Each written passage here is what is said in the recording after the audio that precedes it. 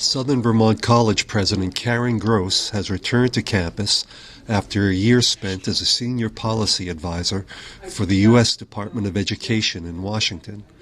In an interview, she spoke of the leadership lessons she had learned there. Many people were wondering whether I really would come back. And on the occasional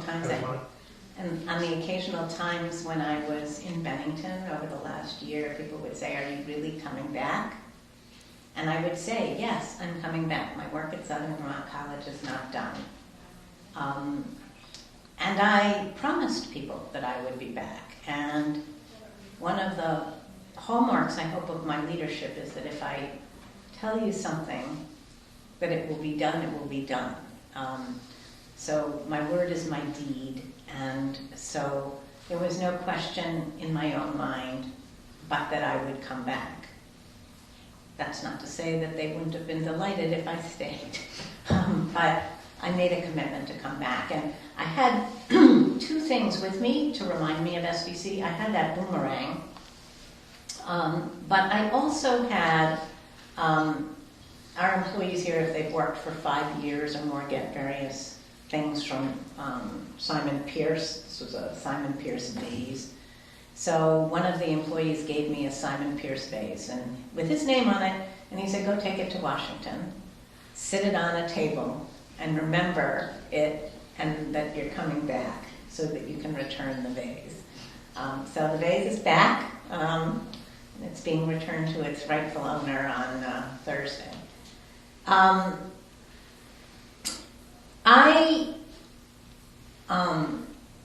I learned a lot about leadership when I was in Washington.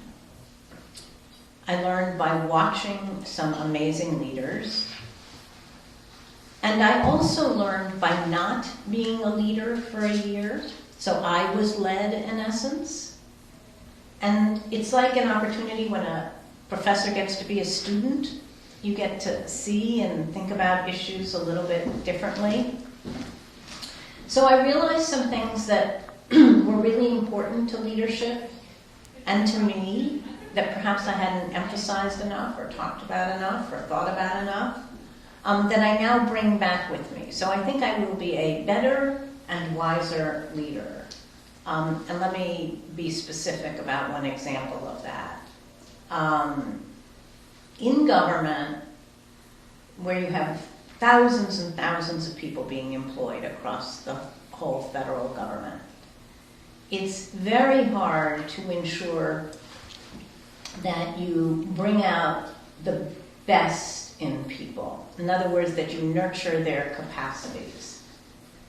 And in part, that's a product of the divide between civil servants on the one hand and political appointees on the other.